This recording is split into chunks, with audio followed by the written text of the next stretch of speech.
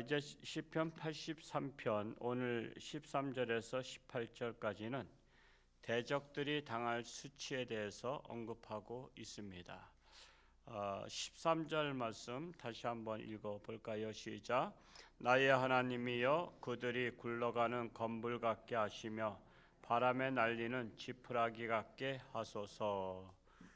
시인의 마음을 기도로 표현하고 있는데 하나님의 백성을 치려는 적들이 바로 굴러가는 건불 같게 하시고 또한 바람에 날리는 지푸라기 같게 하소서라고 기도하고 있습니다. 그냥 흔적도 없이 건불이나 지푸라기는 그저 흔적도 없이 사라지는 것들에 불과하죠. 그래서 시편 1편 4절에도 악인들은 바람에 나는 겨와 같도다라고 표현하고 있습니다. 즉 흩어지는 자들이라고 말씀하고 있는 것입니다. 14절과 15절 또 읽어봅니다. 시작. 삼림을 사르는 불과 산에 붙는 불길같이 주의 광풍으로 그들을 쫓으시며 주의 폭풍으로 그들을 두렵게 하소서. 걷잡을 수 없는 하나님의 심판을 상징하고 있죠. 그래서 하나님의 광풍을 사람이 잠재울 수 없다는 것입니다.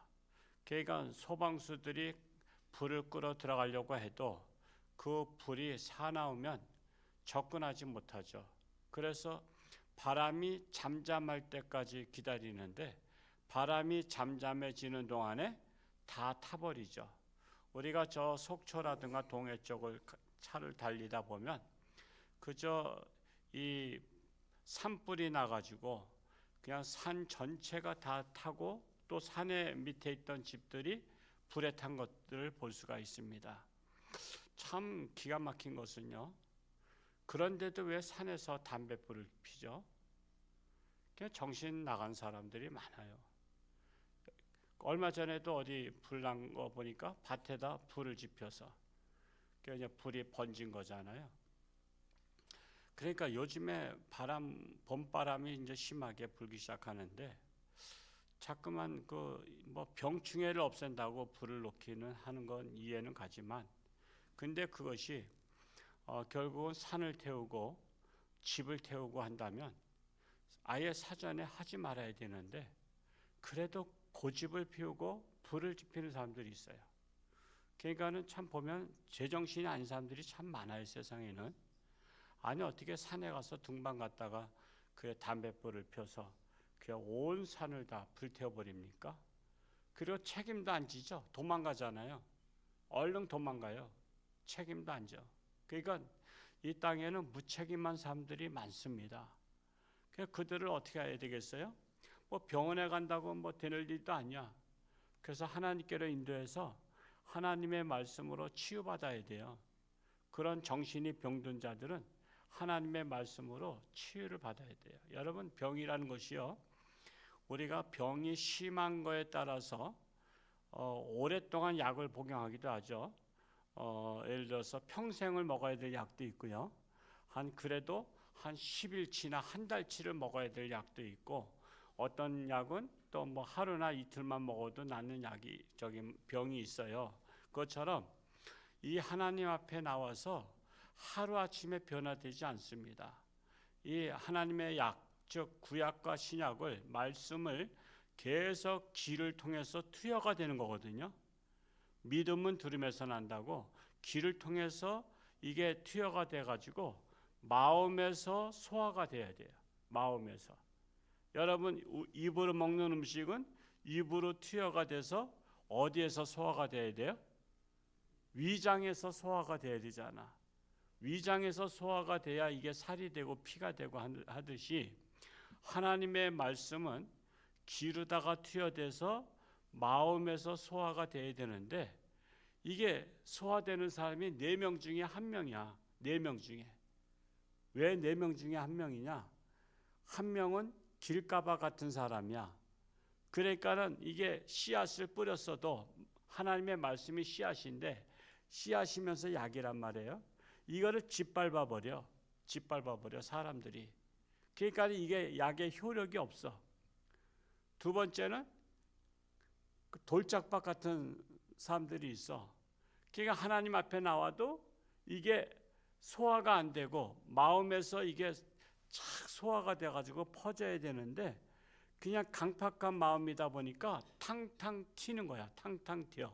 너나 믿으라고 탕탕 튀어. 그러면 변화가 안 일어나죠. 세 번째는 가시덤불밭 같은 사람들이 있어요.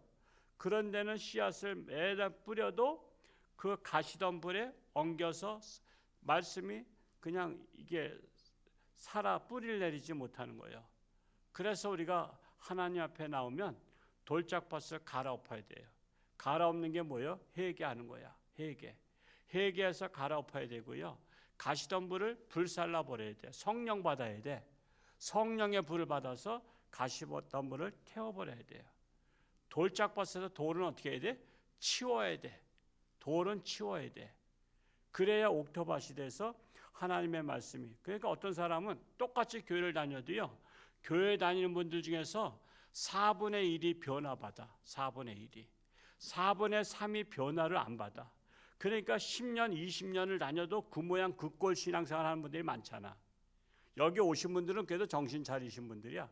그래도 옥토밭이니까 새벽 기도 오지요.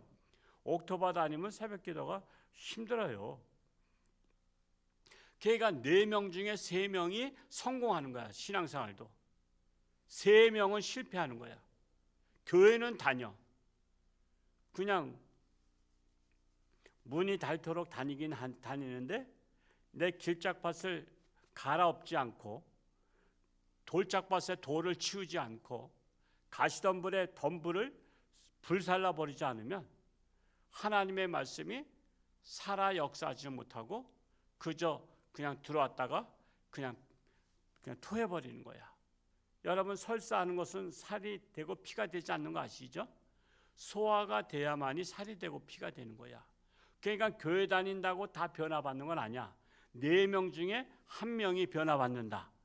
그러면 경쟁률이 센 거야, 약한 거야? 그래도 센 거야. 어느 회사 들어갈 때 4대 1이다 그러면 그것도 센 거란 말이요. 2대 1도 센 거야. 대학 들어갈 때 2대 1이면 반은 떨어지는 거 아니야. 그것처럼 같은 교회를 다녀도 아무리 교회가 좋아도 우리가 3명은 돌짝밭, 가시덤불밭, 길가밭이 있는 거예요. 그런데 여러분들은 다행히 옥토밭이니까 이렇게 새벽에 오면 나오셨는데, 하여튼 우리들 주변에 정말 변화 받아야 될 사람들이 변화를 받을 수 있도록 우리는 기도해야 될 것입니다. 그래서 이 광풍을 잠재울 길이 없습니다. 즉 하나님의 심판을 잠재울 길이 없다는 거야. 불이 다 꺼질 때까지. 그 불이 나는 것처럼 우리가 정말 이러한 심판을 받지 않도록 항상 유비무환 사전에 미리미리 준비해야 될 것입니다. 16절 말씀을 읽어볼까요? 16절 시작. 여호와여, 그들의 얼굴에 수치가 가득하게 하사 그들이 주의 이름을 찾게 하소서. 시인은 단지 대적들이 망해야만 속이 후련한 것이 아니라 할 수만 있으면 대적들이 수치를 깨닫게 해달라는 거예요. 수치를 깨닫게 해달라는 거예요. 여러분, 어린아이는요, 뻘거벗고 있어도 창피한 줄 알아요, 몰라요? 갓난아기는 몰라. 갓난아기는 수치를 몰라. 그런데 어른이 벌거벗고 있는데 사람이 갑자기 들어와, 그러면 수치를 알아. 그래서 사람은 수치를 알아야 되는데 죄에 대한 수치를 알아야 돼. 죄에 대해서. 내가 죄를 지면 수치스러워야 돼. 사람들이 보는 것에 대해서 사람 눈이 무서워야 돼. 내가 잘못하면 사람들이 보는 거, 특별히 사람이 안 봐도 하나님이 보고 계시다는 것에 대한 수치심이 있어야 사람은 올바르게 살아갈 수 있어요. 그래서 저들로 하여금 수치를 깨닫게 해달라는 거야. 그래서 수치를 깨달은 것은 양심이 살아있어야만 깨달아. 양심이 화인 맞은 사람은 뻔뻔해. 수치를 깨닫지 못해. 그래서 적들도 수치를 깨닫게 해달라는 것은 그들에게도 연민의 정이 있는 거야. 저들도 불쌍히 여기서 수치를 깨닫고 돌이키게 해달라고 하는 거야.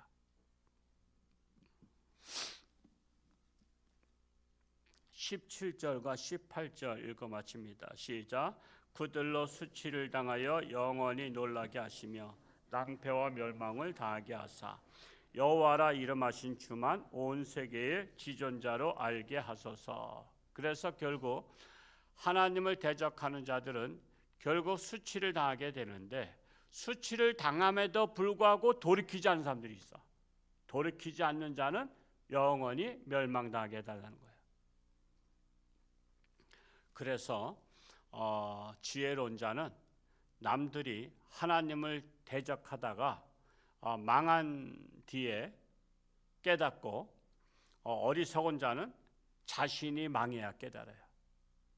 여러분, 내가 망해야 깨닫겠어요? 남들 망하는 거 보고 깨닫는 게 좋아요? 그래도 남들 망하는 거 보고 깨달아야지. 남이 매 맞는 거 보고 깨달아야지. 우리가 교통사고 난 걸 보면 어떤 생각이 들어? 나도 조심해야 되겠구나. 그래야 되는 거 아니야.